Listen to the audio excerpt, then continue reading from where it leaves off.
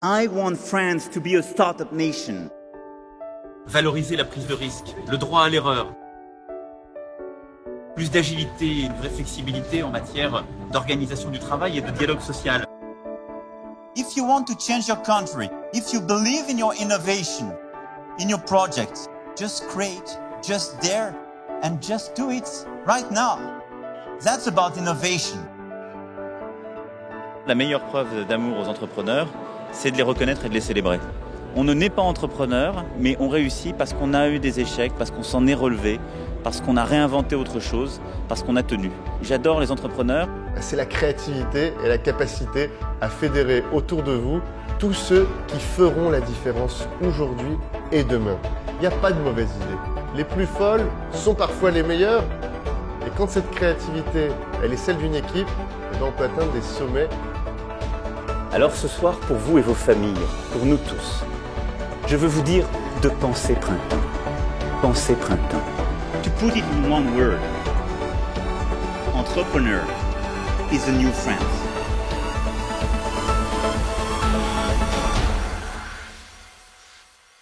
Derrière le mythe de la Startup Nation, il y a une idée simple.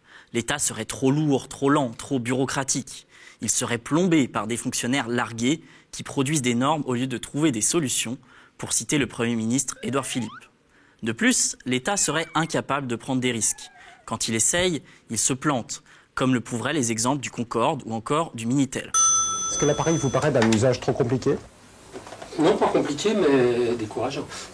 L'innovation serait donc le seul fait des entrepreneurs et des investisseurs privés, les capital risqueurs.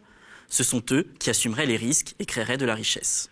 Sans prise de risque, il n'y aurait pas de stylo bic, il n'y aurait pas de boîte de conserve. Et la réussite serait finalement une affaire individuelle, de talent, de génie. Il faudrait donc, pour encourager l'innovation, diminuer le rôle de l'État, restreindre la recherche publique et moins taxer les entreprises. Et enfin, mieux récompenser la réussite. C'est toute la politique fiscale de Macron.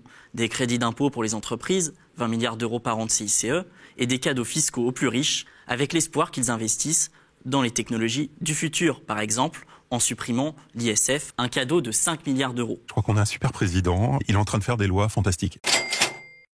Le mythe de la Startup Nation, comme la plupart des mythes, repose sur de belles histoires, des success stories, souvent nées dans les garages de la Silicon Valley. Le cas le plus emblématique est peut-être celui de la firme Apple, le garage de la maison familiale californienne de Steve Jobs, dans lequel elle serait née en avril 1976, a même été classé site historique en 2013. Pourtant, de l'aveu même du cofondateur Steve Wozniak, aucune conception ou fabrication n'a eu lieu dans ce garage, qui n'avait pas servi à grand-chose, pour le citer. Ce n'est donc pas là que réside le succès d'Apple. Pour mieux comprendre comment l'entreprise a pu croître à tel point que son chiffre d'affaires, 230 milliards de dollars, dépasse le PIB d'un pays comme la Grèce, il faut s'intéresser à son produit phare, l'iPhone. C'est ce qu'a fait l'économiste Mariana Mazzucato dans son livre « The Entrepreneurial State, Debunking Public versus Private Sector Myths ». Entre 2001 et 2014, les ventes d'Apple ont été multipliées par 34. Cette explosion est essentiellement due à l'iPhone, l'iPad et l'iPod, qui représentaient cette année-là les 3/4 des ventes de la firme. Mais l'iPhone est-il vraiment le fruit d'innovations majeures d'Apple ? Eh bien, regardons de plus près. Prenons donc un iPhone. Quelles sont les technologies qui le composent et d'où viennent-elles ? D'abord, l'écran LCD. L'écran LCD présent dans les smartphones dépend largement des transistors à couche mince. Peter Brody, l'un des pionniers de cette technologie, a pu la développer grâce à des recherches financées par le département de la Défense des États-Unis dans les années 1980.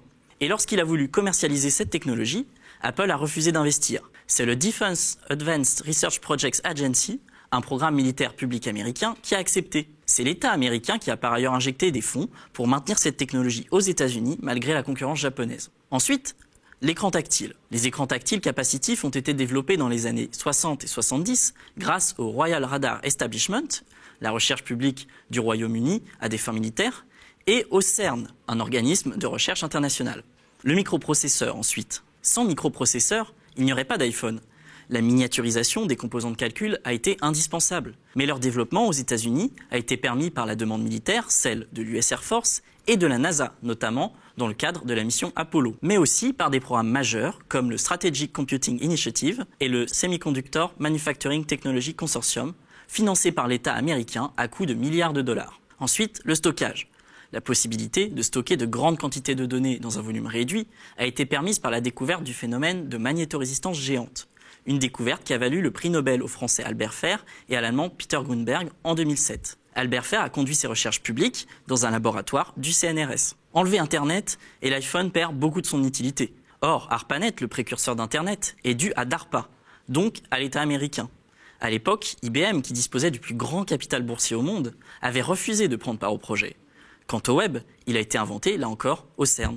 Prenons maintenant le GPS.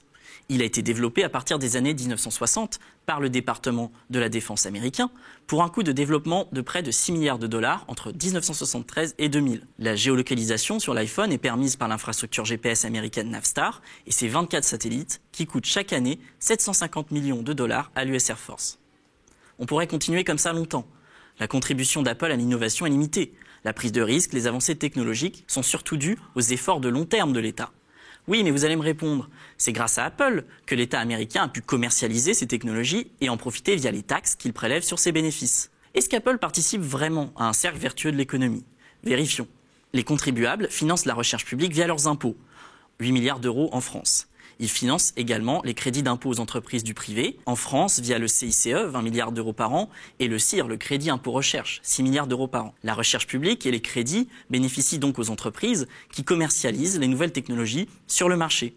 En théorie, leur vente bénéficierait à la collectivité sous plusieurs formes.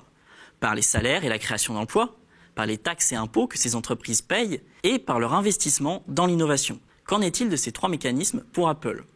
D'abord, les salaires ne bénéficient pas au plus grand nombre. En 2011, les 9 plus hauts cadres d'Apple gagnaient à eux seuls autant que 18 000 employés de vente de la firme aux États-Unis ou bien autant que 90 000 ouvriers chinois de l'entreprise Foxconn qui assemble l'iPhone. Par ailleurs, pour éviter de payer des impôts, Apple, comme les autres GAFA, a massivement recours à l'évasion fiscale dans des paradis fiscaux comme les îles Vierges britanniques, le Luxembourg, les Pays-Bas, et profite du dumping fiscal entre États au sein même des États-Unis. Ainsi, la Californie ne bénéficie d'aucun retour malgré l'infrastructure et les risques qu'elle prend en charge au service d'Apple. Enfin, les profits d'Apple ne bénéficient pas vraiment à l'innovation. Seul 3% de son chiffre d'affaires est dédié à la recherche et développement. Les profits, plutôt que de contribuer à l'investissement, rémunèrent les actionnaires.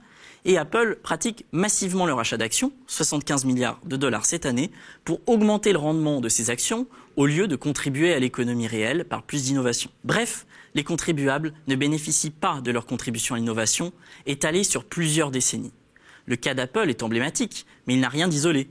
Dans son livre, Mariana Mazzucato cite également l'exemple de l'industrie pharmaceutique qui se contente de plus en plus de breveter des petites modifications de médicaments découverts grâce à la recherche publique.